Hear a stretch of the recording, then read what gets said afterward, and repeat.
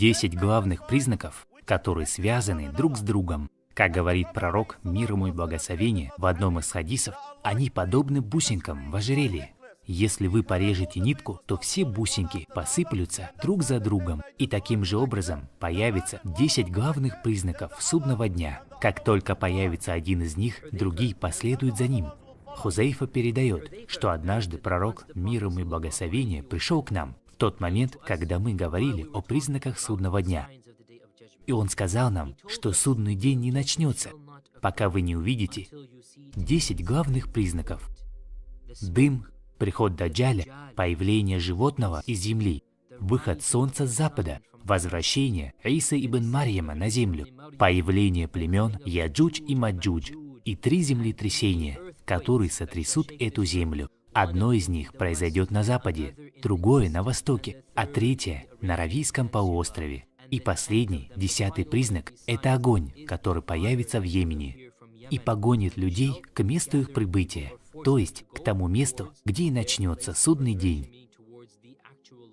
Это достоверный хадис, переданный в Сахихе Муслима. Времена ближе к концу света – это самое опасное время для жизни.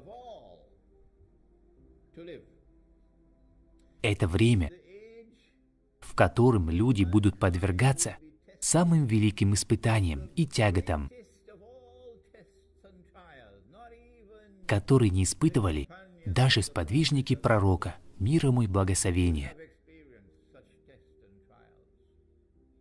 Поэтому, если вы живете в преддверии конца света, видите все эти длинные здания, которые возводятся прямо перед вашими глазами, и вы все еще не пробудились, чтобы осознать самые трудные и великие испытания всех времен, то значит, вы заслуживаете той судьбы, которая неминуемо постигнет вас. Пророк, мир ему и благословение, сравнил главные признаки судного дня с бусинками на веревке. Если вы порежете веревку, то что произойдет? Все бусинки упадут, причем упадут одна за другой. Ибн Хаджар, описывая порядок этих событий, пишет: если мы соберем все предания относительно судного дня, то получается, что приход Даджаля будет первым из больших признаков, который послужит сигналом к изменениям в нижнем мире, то есть на земле, и он завершится со смертью Иса бин Марьяма. А восход солнца с запада будет первым из главных признаков, которые станут сигналом к изменениям в верхнем мире, то есть на небесах, и он завершится непосредственно самим началом судного дня.